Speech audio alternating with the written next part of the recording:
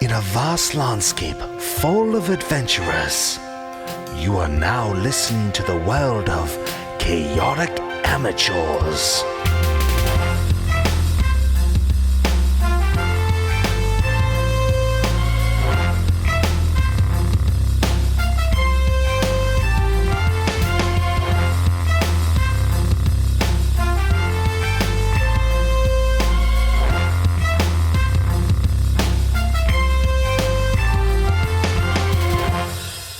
Welcome to Chaotic Amateurs, the internet's number one D&D 5e play podcast. I am your DM for seasons 4 and 5, and this is our wrap-up, our final epilogue for the Wolfpack's campaign.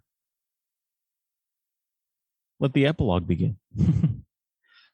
So with this, I just want to wrap up the story of the Wolfpack, let you guys know just what happens in the world moving forward. We've heard the individual stories of all of our members, what happened with them, the path that they took. This is just a wider angle of Usama in the Wastes as they begin to go into the future as of a result of the events from our campaign. So the Wolfpack came to Usama and uncovered some of the secrets of the Wastes, things long forgotten, sealed away by the mages. And it's the Wolfpack's actions that helped to discover the truth of the Wastes, the lost technology that it held, why the mages kept it secret and kept anyone else away. It was so that they could control it themselves. But now, with the mages gone and the secrets of the Wastes open to everyone, all kinds of factions have come down and tried to angle for that power. In the kingdom of Usama, the treaty was broken, and the citizens of Usama began facing struggles on all fronts. The Dragon Council started to reclaim territory that they had once held, that Usama had began creating, that Usama had cities on, had claim to it in these treaties. The Fae folk and fairies began making deals once again with mortals, stealing away their names and children. The vampires of the Crimson Veil slithered their way back into the noble houses of Usama, where they would hide in plain sight, doing their business as vampires do. Kord's warriors were trained to deal with the most obvious of these dangers, but fell short in controlling these more subtle and insidious actions against the people of Usama. The bulk of the political and military force was focused not on protecting the nation, or the kingdom of Usama, but more on the Wastes and the lost technology there that was beginning to be uncovered. The Tower of Chaos was secured, and other sites the mages used to gain power were taken as well. This was all under the watchful eye of the king's new advisor, the one that had helped secure victory against the mages. A once apprentice to the mages, Morgan, who the Wolfpack knew as an odd tavern keeper of the Falling Star Inn, where they all met that first fateful night. Morgan led the king and his forces to the mages' final tower, the nexus of all the energy that they could collect from the Wastes, the power of Aether. Using that lost technology, Morgan, confident in his ability to control the magic, gave his final gift to the king for rescuing him from the mages. He used the rod that he had stolen from the mages in a ritual with the Tower of the Mages to perform a ritual, to unleash the power of Aether and control it, to create a new kingdom in the wastes. Instead of in the craggy hills and forests and valleys of Usama, Morgan wanted to create a brand new city kingdom of technology. What happened next came to be known as the Aether Event. Not being able to control the power, the wastes grew immediately from an eruption of growth. Forests and swamps and rivers, changes in landscapes, all manner of animal came rushing into existence by the power stored in the Mage's Tower. And so now the wastes sit as an uncontrolled wild landscape. The spirits that the mages had bound into servitude were unleashed and filled with anger for their captors, who were long gone, but their madness was turned towards anyone wanting to control what they wanted. The landscapes now shift with the mood of the animals and plants and spirits around them, changing day to day. Some of the elves of Galandor, who did not leave into the Feywild, have wandered here and traveled the landscapes, remembering the old magics they once knew. They're trying to find peace in this chaos and trying to shape the balance that's needed to control or to live in a place powered by the Aether. It'll take time, but that's something that they have, and they will try to convey to others.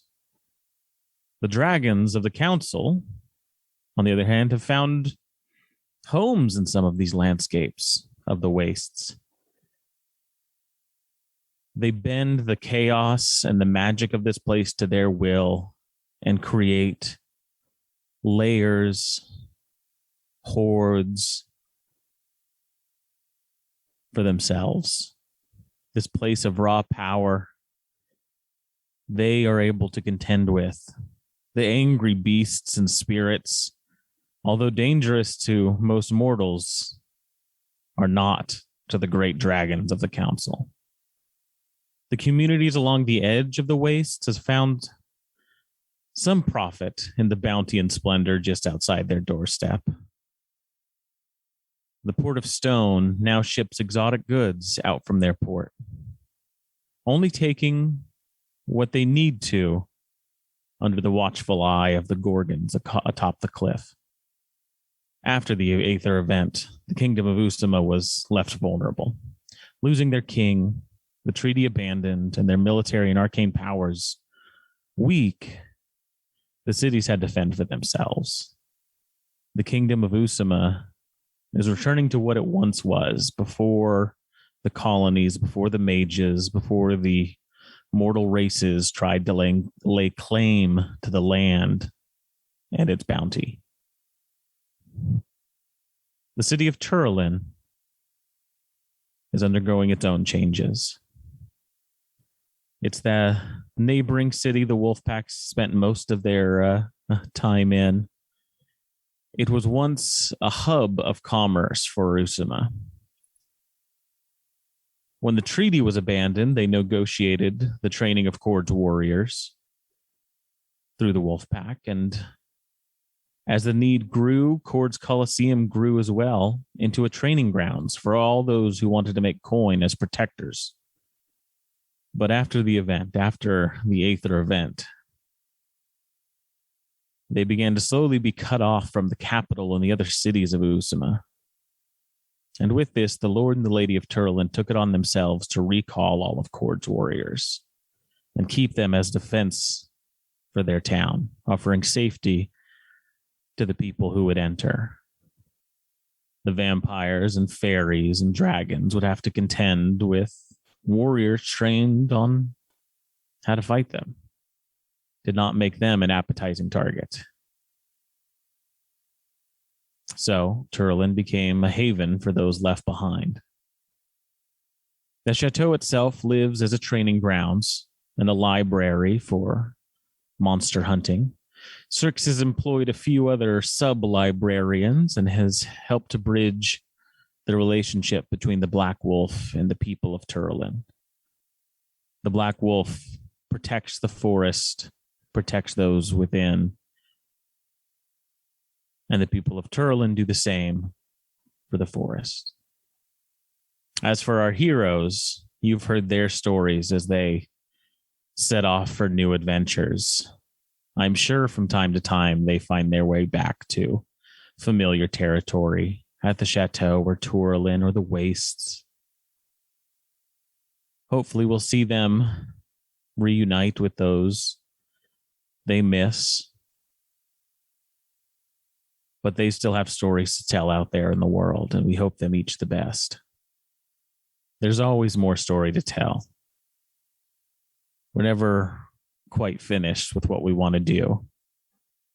And with that, we close the chapter on the wolf pack and the story of the wastes and of Usama, of the Black Wolf and of Strix, of Adrian the dragon, of Eben the genie, and all the other characters we've met along the way.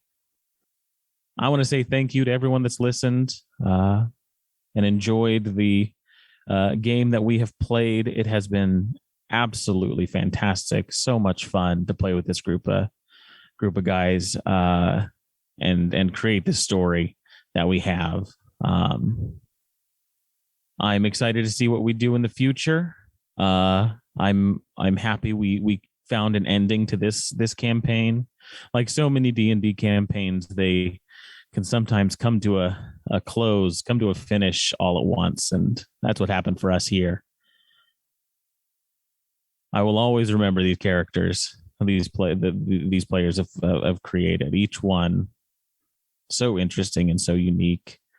And again, I want to thank you for listening and enjoying the story that we've told for you. Okay, grab your swords. Keep on adventuring. And after that stirring farewell to the world of Haven and to our season 5 campaign arc, Alex is with me here in Chaotic Amateur Studios to issue a farewell to the podcast kind of as a whole. And that was it. I mean, that was the end of Chaotic Amateurs. Alex had the final say, as the DM should. Now, when I say it's the end of Chaotic Amateurs, I should say that it's the end of Chaotic Amateurs as you know it. Because no, it's certainly not going to be the last that you're going to hear from any of us. No, it's just the end of Chaotic Amateurs as it currently stands. When we started this show, it was almost 5 years ago, and there was like no Dungeons and Dragons podcasts on the internet. I mean, there was a few. There was like Sneak Attack was really huge, but like they were not even they had just passed like episode 50 or something like that.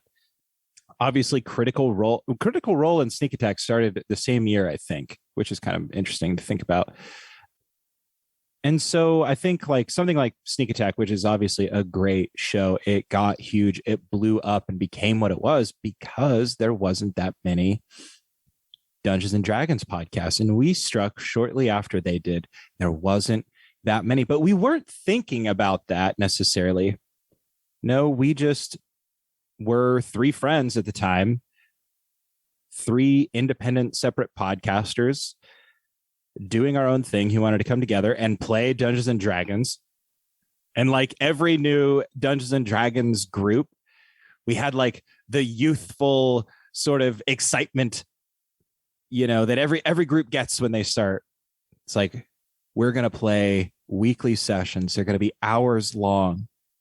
And we're going to be recording them. So the whole world, they're going to be exposed to our genius through the introduction of our own homebrew content. We are going to redefine this. No, I don't know how far we were thinking of that, you know, but when we really started, none of us had that much experience with D&D 5e.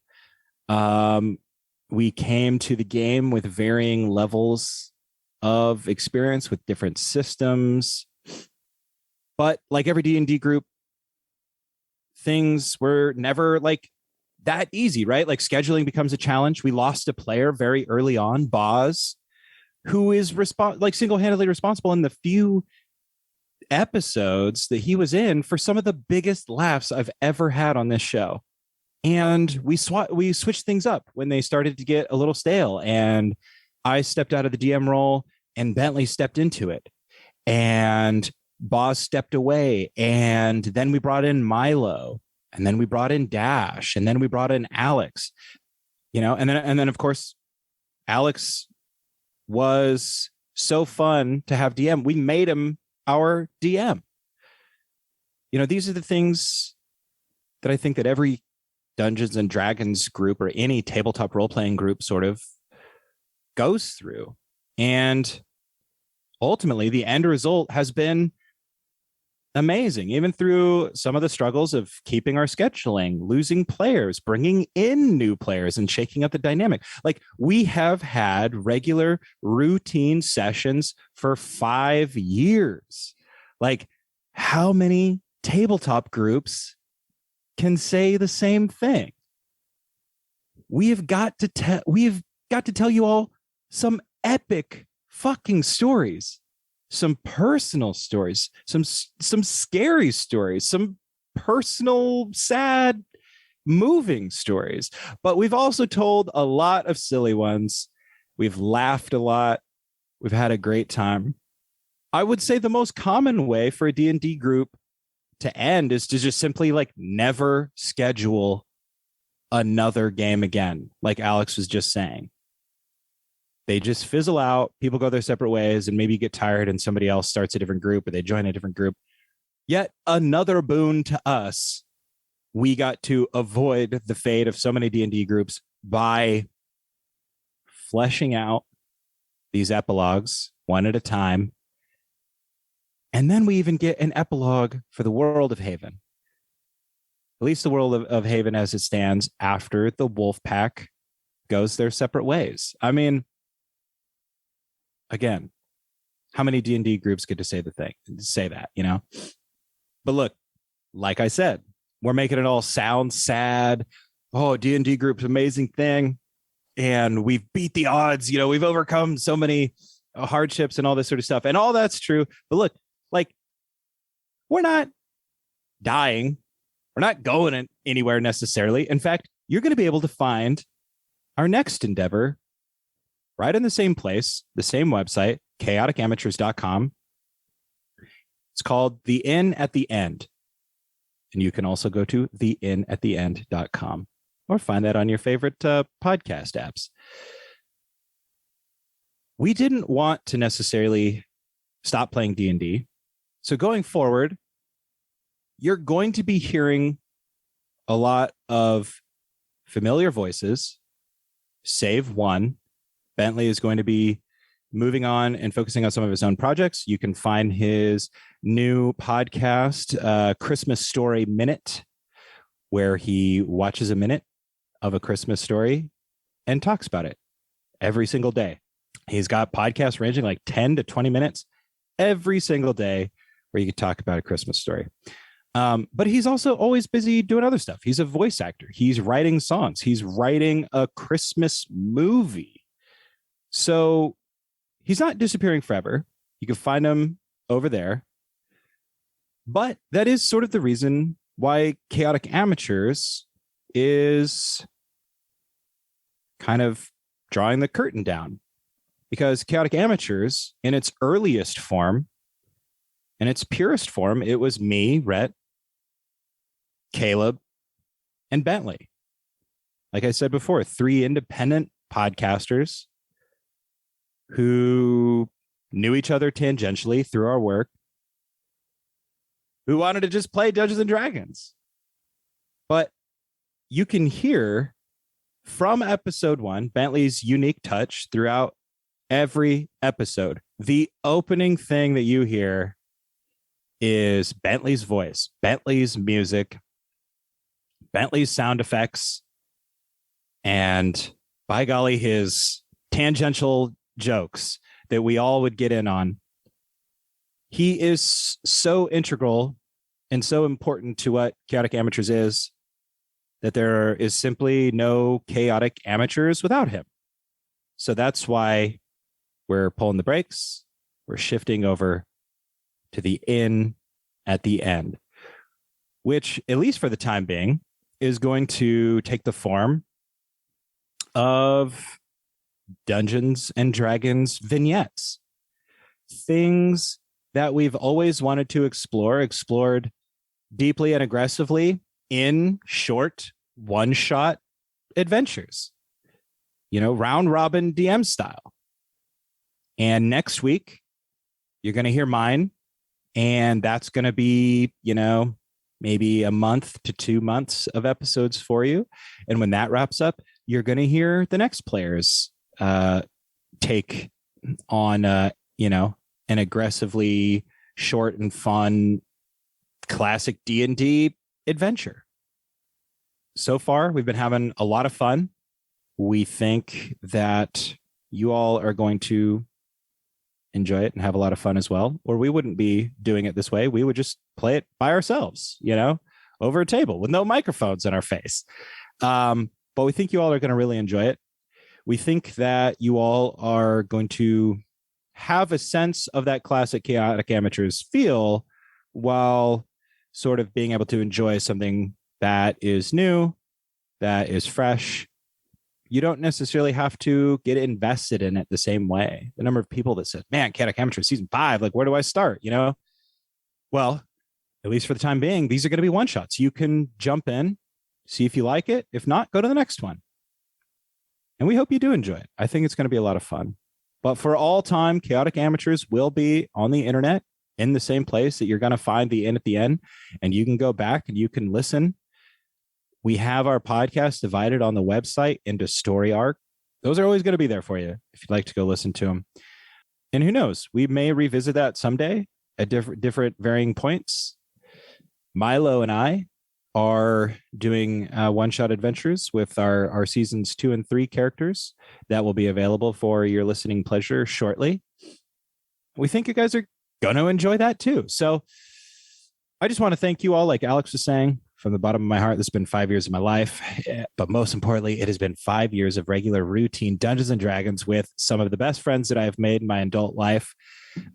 We've told epic stories and laughed heartily. We've drank a lot of beer, a lot of Monsters, a lot of LaCroix. Before COVID, we ate a lot of food, a lot of homemade freaking meatballs from Bentley's Crockpot, a lot of homemade baked goods from Caleb Hood's spouse. And ultimately, we're going to have those memories forever. We hope that you all enjoy the sort of eternal immortalization of them on the internet. But perhaps you can walk into the inn at the end next week, pull up a chair, grab a beer, listen to the bards sing a tale, and enjoy the stories we tell over there. All righty, adventurers, you know what to do. We'll see you over there.